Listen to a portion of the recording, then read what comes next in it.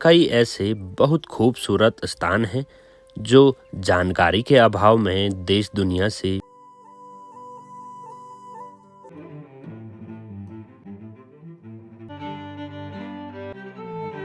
25 kilometre का सफर तय कर मैं पहुंच चुका हूं। यहां का नज़ारा बहुत ही खूबसूरत है। तो जब हम पढ़ते थे 80 के दशक में तो लगभग आज़ादी से पहले का बताया जा रहा है। बहुत पुरानी है हमारी, मतलब जब हम स्वतंत्र भी नहीं हुए थे तब, जिसको कि खैरना कर्णप्रयाग पैदल मार्ग के नाम से विश्राम गृह यहाँ था। महलचोरी कुछ भी नहीं था, पूरा एरिया खाली हुआ करता था, जो कि ये अंग्रेजों के समय से ही पेशावर कांड में दादाजी जिस कंपनी को लीड कर रहे थे, सेकंड रॉयल गढ़वाला, दादाजी या जो भी यहाँ पर फ्रीडम फाइटर हमारे, क्योंकि बिल्कुल चाइना हमारे बगल में है, बुजुर्ग आदमी हैं, वो हमारे एक हिस्ट्री की किताब है जिनकी मतलब गर्मियों में कैसा रहता है, ठंडियों में कैसा रहता है यहाँ का वातावरण।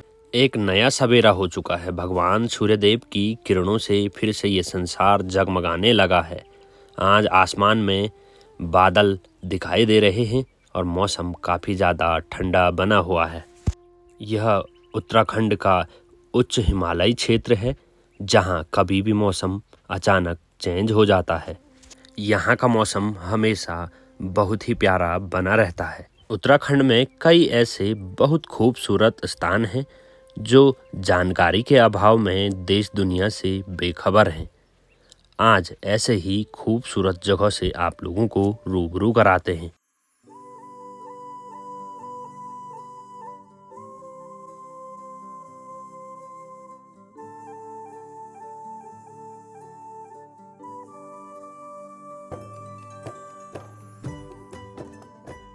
चलिए दोस्तों, हमेशा जैसे वीडियो शुरू करते हैं वैसे ही इस वीडियो की शुरुआत भी शुरू से शुरू कर लेते हैं।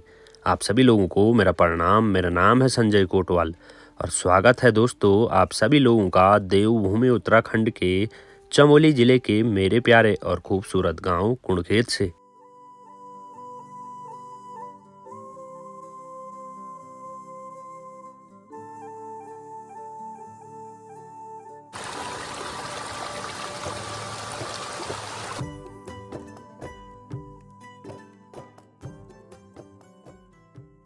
आज ना दोस्तों गाड़ी में थोड़ा लोकल मार्केट की तरफ जा रहा हूँ। बाकी लोकल मार्केट यानी महलचोरी मार्केट की तरफ। बाकी महलचोरी मार्केट से आज आप लोगों को रूबरू कराते हैं दोस्तों, तो बने रहें, मज़ा आने वाला है आप लोगों को। जो लोग नए विजिट कर रहे हैं चैनल पर दोस्तों, चैनल को जरूर सब्सक्राइब कर लें और बेल आइकन को प्रेस कर लें ताकि आप लोगों को आने वाली वीडियो का नोटिफिकेशन जल्द मिल जाएगा। अच्छी लगती है वीडियो तो अपने साथियों के साथ भी ज़रूर वीडियो को शेयर करें। तो चलिए निकलते हैं सड़क की ओर और वहाँ से फिर जो है गाड़ी आती है और फिर गाड़ी में निकल पड़ेंगे महलचोरी मार्केट की ओर। थोड़ा बहुत मेरा जो अपना काम है वो भी हो जाएगा और बाकी वहाँ से आप लोगों को रूबरू भी करा देंगे।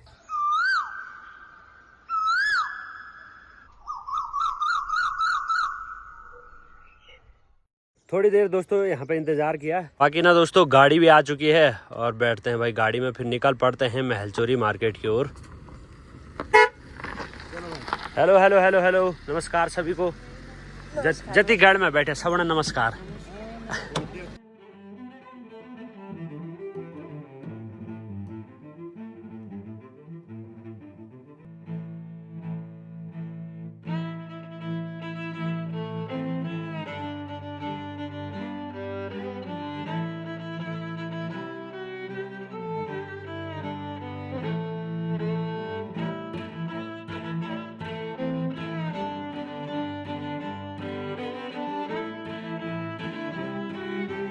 लगभग 25 किलोमीटर का सफ़र तय कर मैं पहुंच चुका हूं महलचोरी मार्केट में।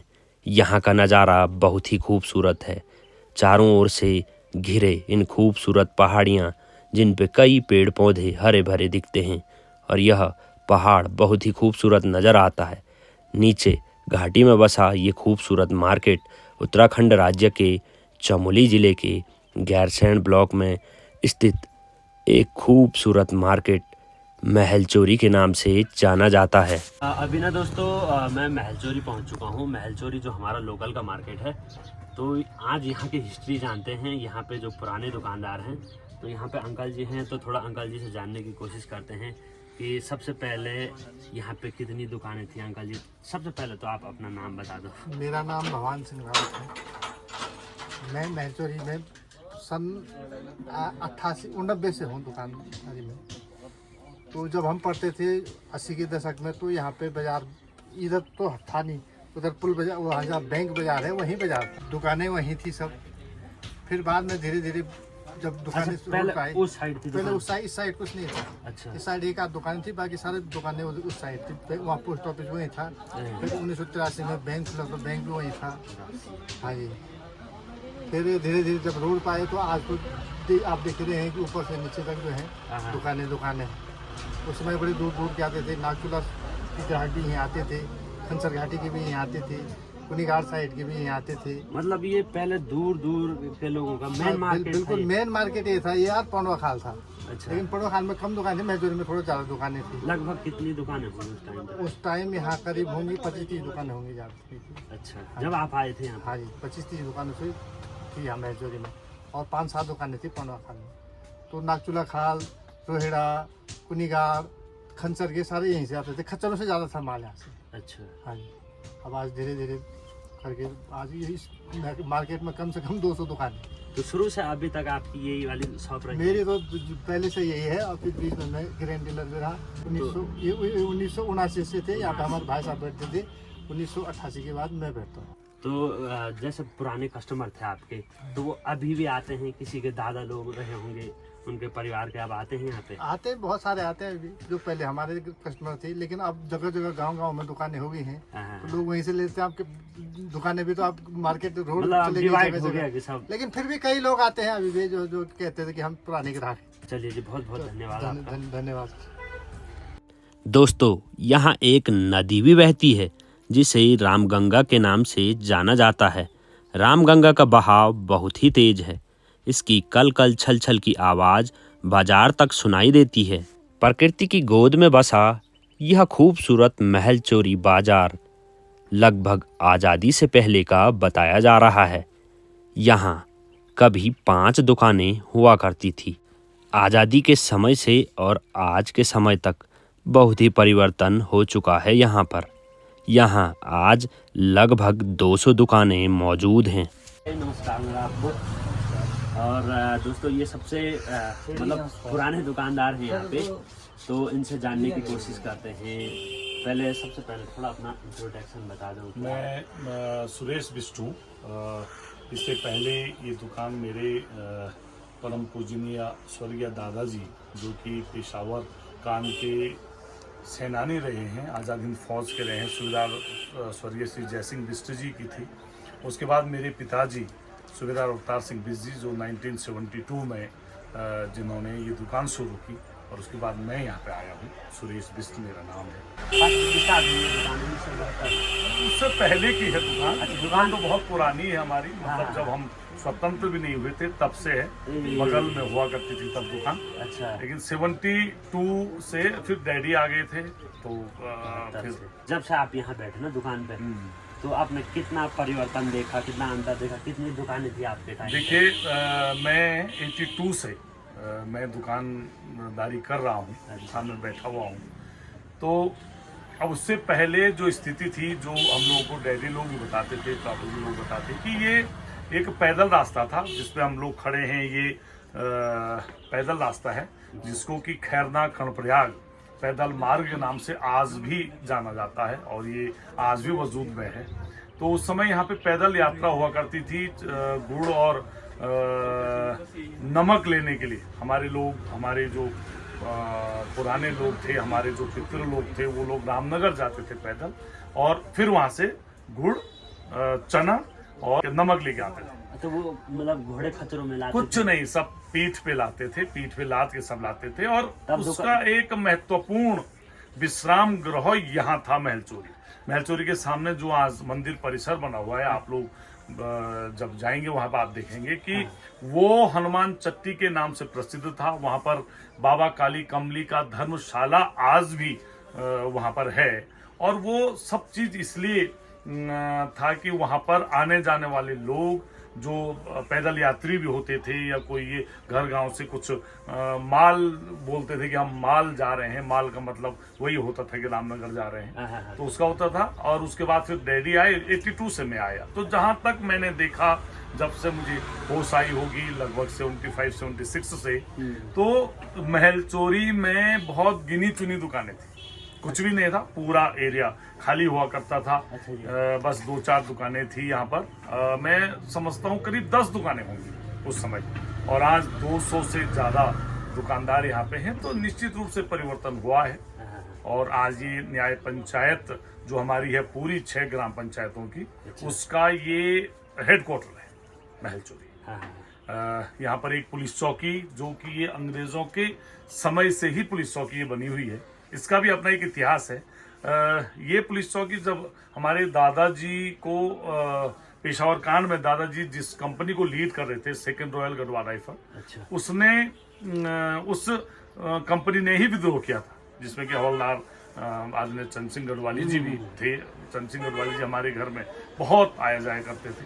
तो उस समय की ये पुलिस चौकी बनी हुई है। और ये पुलिस चौकी सिर्फ इसलिए बनी हुई है कि दादाजी या जो भी यहाँ पर फ्रीडम फाइटर हमारे थे, उन पे नजर रखने के लिए।